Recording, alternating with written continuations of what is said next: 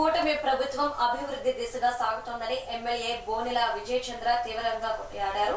ఇక పార్వతీపురం మన్యం జిల్లా సీతానగరం మండలం రామవరంలో ఎమ్మెల్యే రైతులకు పట్టాదార్ పాస్ పుస్తకాలు పంపిణీ చేశారు.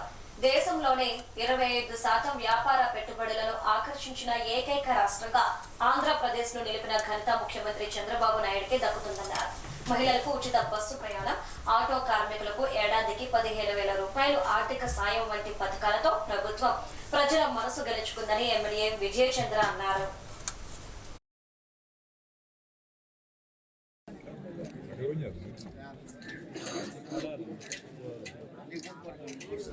తెలుగుదేశం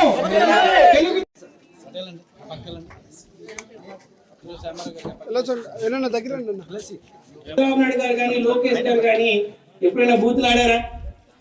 తెలుగుదేశం నాయకులు ఎప్పుడైనా బూతులు ఆడారా? చట్టసభల్లో బూతులు ఆడిన గొప్ప వ్యక్తులు ఎవరైనా ఉన్నారంటే వైఎస్ఆర్సీపీ వాళ్ళు. మొన్న మీరు అందరూ గమనించారు, అంబటి రాంబాబు గారు ఆంబోత్ గారు ఏమన్నాడు మీ అందరికీ తెలిసిందే. కారులో బయటకు వచ్చి చంద్రబాబు నాయుడు గారిని అంటే గౌరవ ముఖ్యమంత్రి గారిని కూడా ఎలాంటి తిట్లు తిట్టారు మీరు అందరూ చూశారు. అంటే మీరు అందరూ ఎంత బుద్ధి చెప్పినా కానీ 11 సీట్లు ఇచ్చినా కానీ వాళ్ళకి బుద్ధి రాలే. గౌరవ ముఖ్యమంత్రిని వాళ్ళు తిట్టగలిగారు అంటే వాళ్ళ ఆలోచనలు చూడండి. ఇంకొకసారి ఏమంటాడంటే కత్తులు కర్రలు పట్టుకుని వచ్చి రప్ప రప్ప చంపుతాం మాకు ఓట్లు అయిపోతా అంటున్నారు.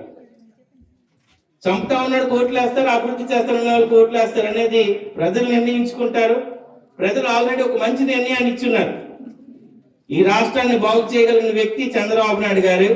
ఈ రాష్ట్రానికి పెట్టుబడులు తీసుకువచ్చే వ్యక్తి ఎవరున్నారంటే లోకేష్ గారు. పిల్లల చదువులకి ఉద్యోగ అవకాశాలు ఇచ్చేది కూడా కూటమి ప్రభుత్వం అని